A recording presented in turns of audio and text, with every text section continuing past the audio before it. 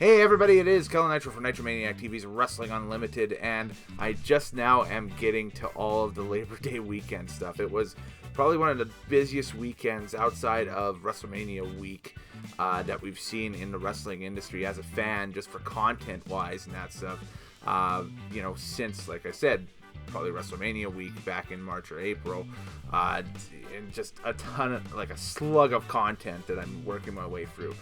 I have worked through a little bit of it though, and in this video you're going to get my thoughts. So this is Nitro's take on the STARRCAST III panel for CM Punk, which they titled CM Punk Best in the World, and this was advertised as Punk's, and it in many ways it was Punk's really first public forum or foray back into wrestling since leaving WWE in 2014, and more importantly, the end of his UFC run, because when he was focusing on his UFC fights and working with Dana White in that realm, if you will, he was focused 100% on his MMA, and so there was not a lot to talk about with when it comes into consideration of his WWE career, why he left, does he have any plans of coming back.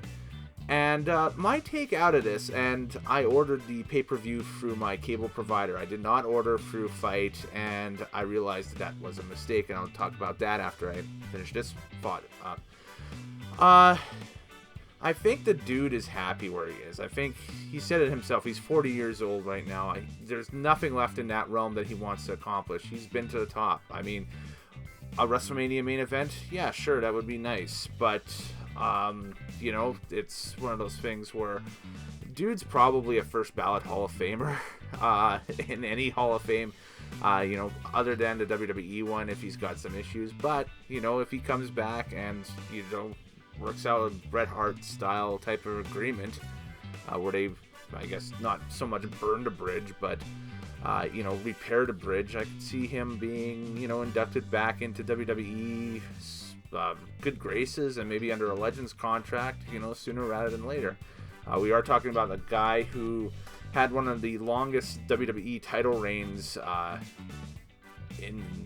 think it still is the longest title reign this decade for the WWE title. AJ's just a few years back might have came close to the number, but I'm not exactly sure what the exact numbering is at this time, but I believe Punk still holds that spot.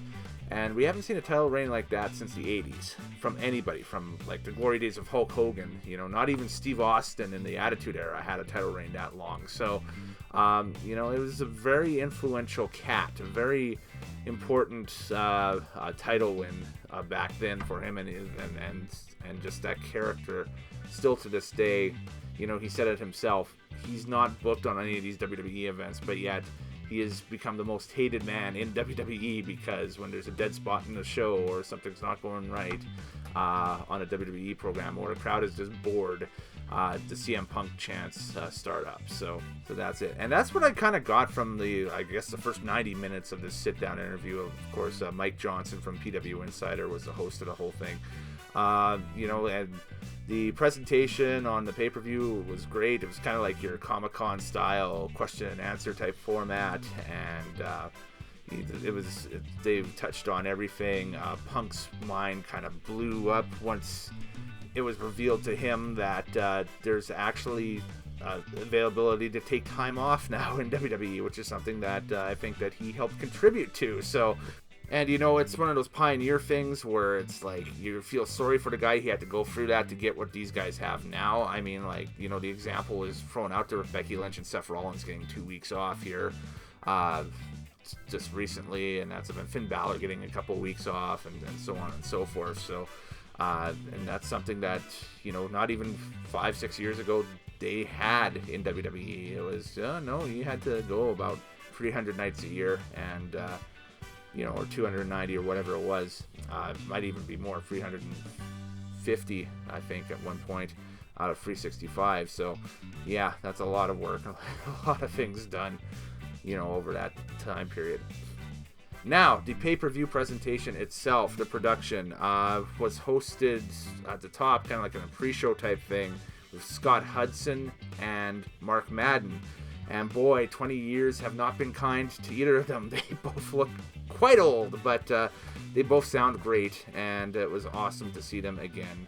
Of course, from the waning days of WCW Nitro, I always thought Scott Hudson was vastly underrated as an announcer, and I thought that he was just a victim of the circumstances, and I was just shocked that WWE never took him as a talent. I thought that he could do a great job as a third man in the booth, and maybe there might be something with him in AEW in the future. Who knows? Again, haven't seen All Out yet, but going to get to that here shortly. And I understand that they were using the pay-per-view to promote Fight, but there should have been no reason for the pay-per-view itself to cut off after 90 minutes. They should have gave us the full panel. A little miffed, a little choked by that, but, I think the people that were in person in Chicago at STARRCAST, enjoyed the panel, enjoyed the presentation, and the people on Fight, the same deal.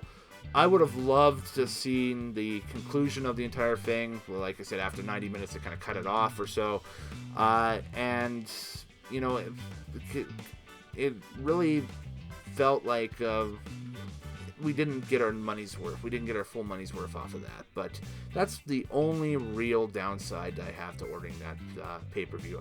I really enjoyed it, and for it being the day, kind of like in a dead spot, competing head-to-head with NXT UK Cardiff, that was happening at the same time that day on the 31st, and, it just being Labor Day weekend, I think it was a very interesting presentation. So I'm going to give the CM Punk Best in the World special presentation, shoot interview / panel at STARRCAST a 7.5 out of 10. Really nothing new coming out of this, and kind of reaffirming that the dude is really happy where he is. Alright folks, put your thoughts below. What did you think of the show if you had a chance to check it out, or did you watch it on Fight? Did you watch it on pay-per-view? Did you watch it through whatever means you could? What was your opinions of it? And is Punk bound for AEW eventually? I know it wasn't over this weekend, but is he going in that direction? Is he looking at going back to WWE? Or is he just, remaining to be happy where he is? Which is kind of like the message that I got out of it, that he's got movie projects and just everything going on for him. So I don't think wrestling is in his near future plans. Is it in his far future plans? Who knows? But anyways, I'm Kellen Nitro. Later days. Happy wrestling watching. We'll see you next time on Nitromaniac TV's Wrestling Unlimited.